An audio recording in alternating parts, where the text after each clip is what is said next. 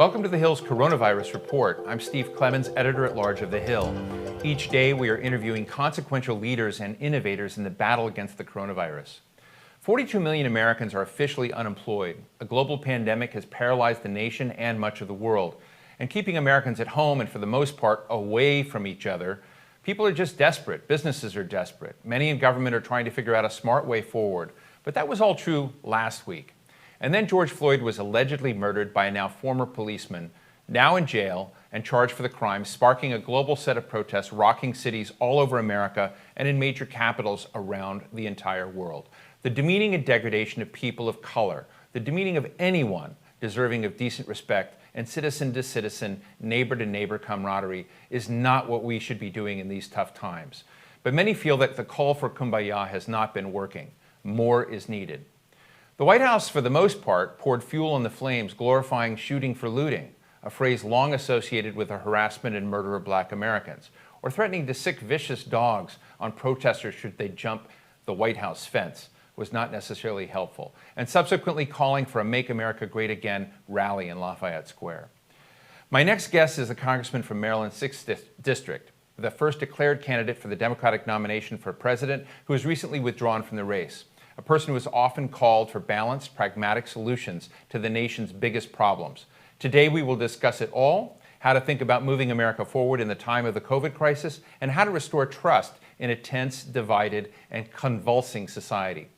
Thanks to U.S. House of Representatives member John Delaney for joining me today. John, thanks so much. I was just walking down near the White House, saw fire trucks all over, graffiti everywhere. I was choking on, what was left of the gas and fire that was released last night and this morning. The AFL-CIO lobby completely trashed and burned. So I need to start with you and just say you're such a pragmatist when it comes to thinking about problem solving. What does a pragmatist do in this moment? Well, first of all, Steve, thank you for having me. It's great to be with you and see you again. It's been a while.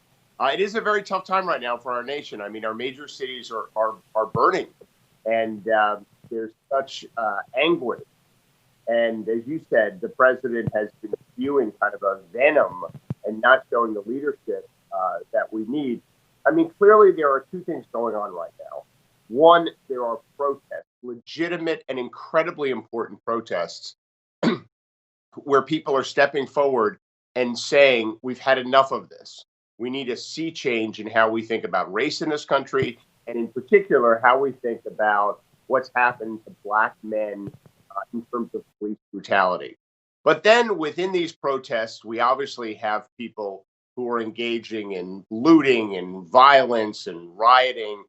And you really need leadership to help the American people sort this out and to start trying to bring the temperature down and allow people to believe that we will actually finally make a difference on this terrible problem that so many people who saw that video, who can't unsee it.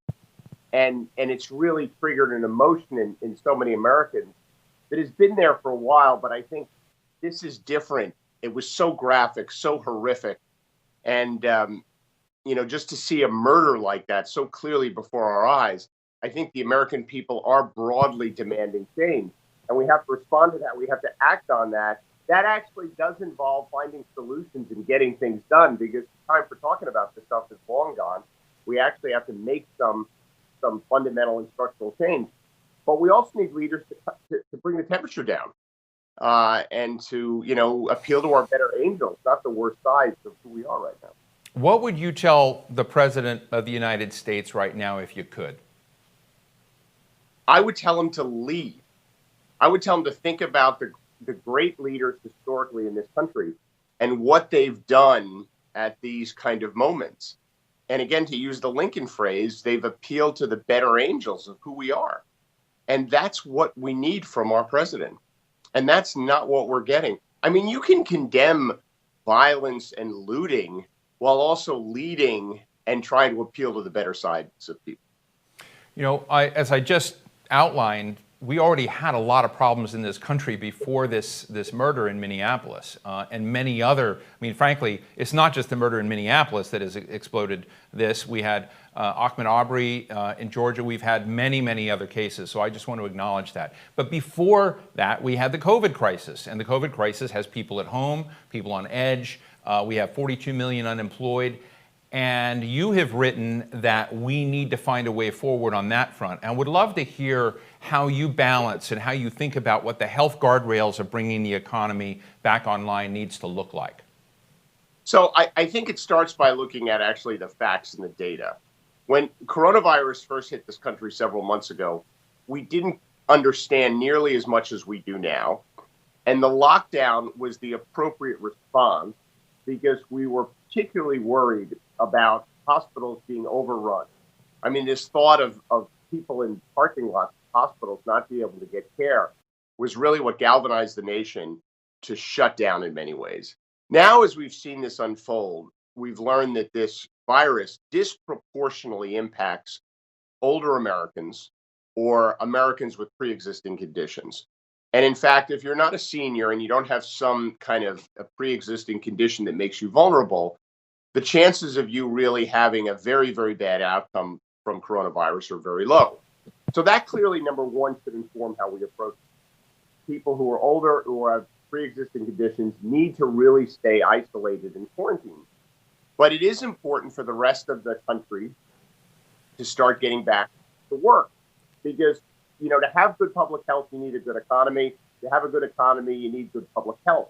So these things have to work together. We also know that masks work. Early on, we were told not to wear masks. Now we know there's a lot of data to suggest that anywhere from 75 to 90% decrease in likelihood of catching the virus if you wear a mask. It's a pretty simple thing. So we should be quarantining our seniors. Everyone should be wearing masks in public. We should be testing. You know, I've proposed Amazon sending a test to everyone's home. I mean, Amazon can deliver something to everyone's home once a week. You know, broad-based testing, a particular focus on people who are interfacing with seniors.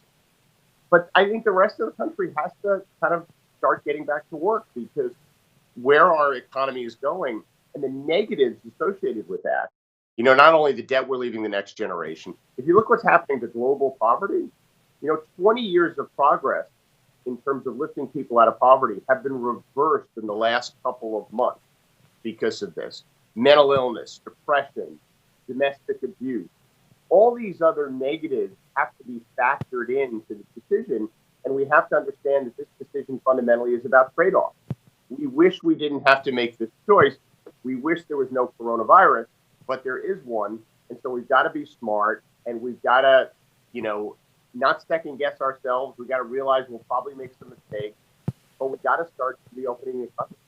I had not heard of your Amazon proposal, which sounds very interesting. Tell me a little bit more about that. Well, it's actually pretty simple. I mean, Amazon can deliver something to every house in this country, right? We all know that. And so imagine a situation where everyone was getting tests sent to their house. You know, you pick the frequency, you know, once a week, once every 2 weeks. And they could administer a test at home and just, you know, just simple things like that. I mean, we can solve this problem.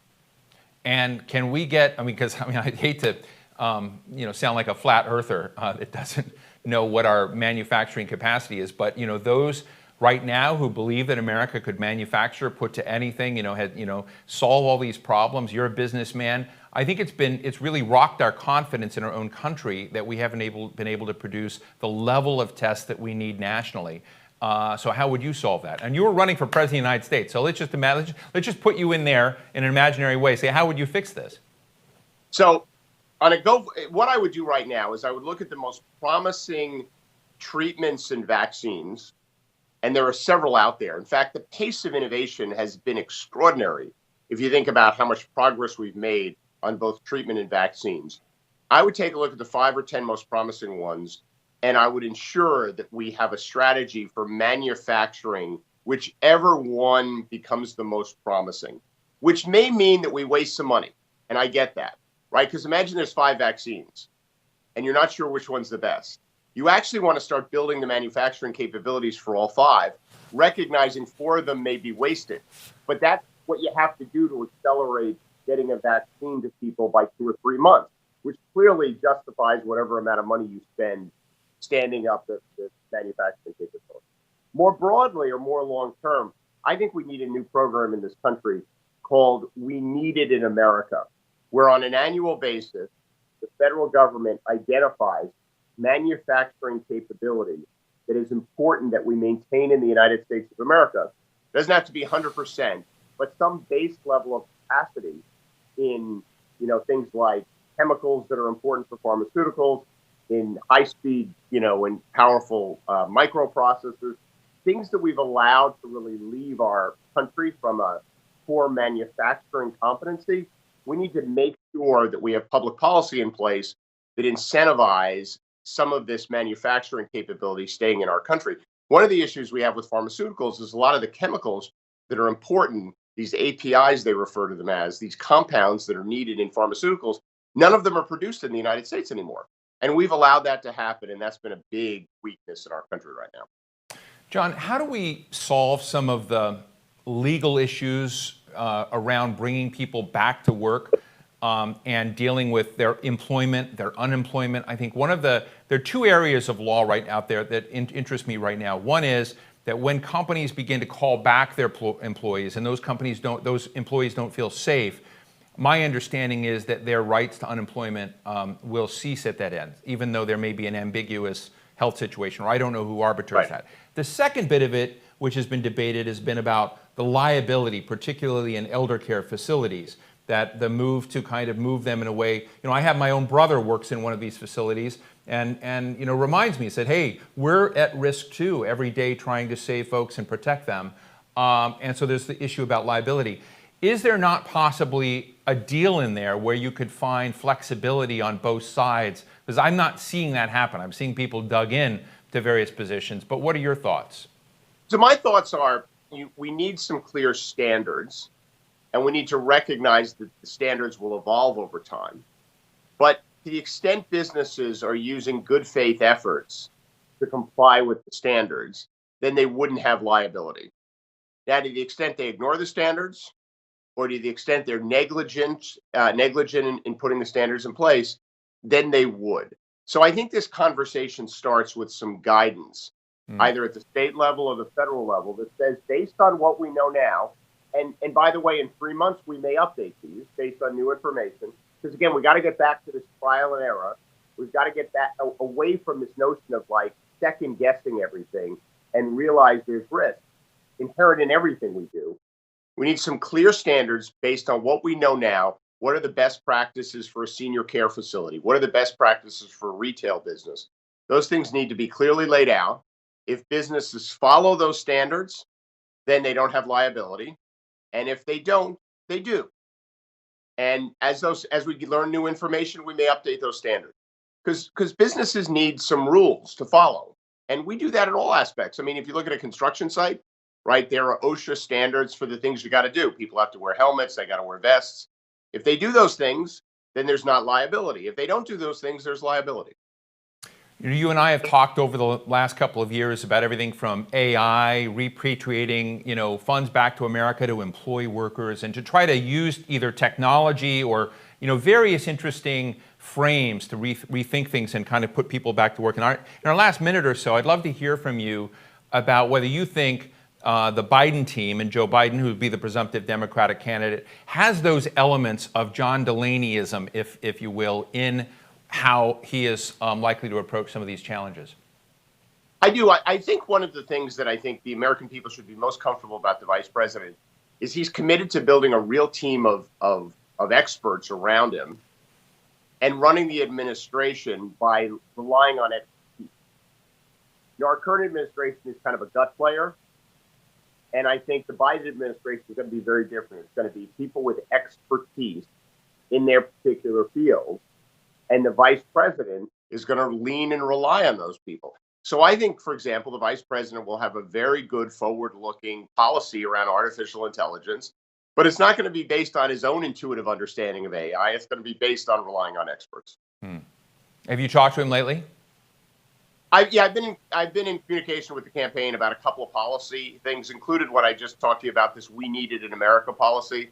And I worked with them on rolling out something called short-time work, which is their proposal to deal with workers during times of crisis, very similar to what Germany does.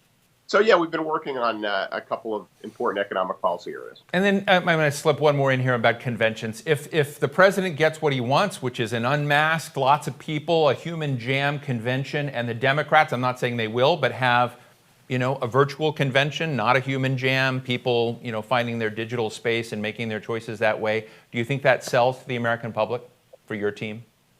Yeah, listen, I think there's a lot of very creative ways, and we're all learning them every day, about how we can connect without being physically present. So, yeah, I mean, everyone likes to get together, but I also think what the American people are looking for is smart leadership. And when we think about reopening our country, we've got to realize there are certain things that we do that are super spreader events.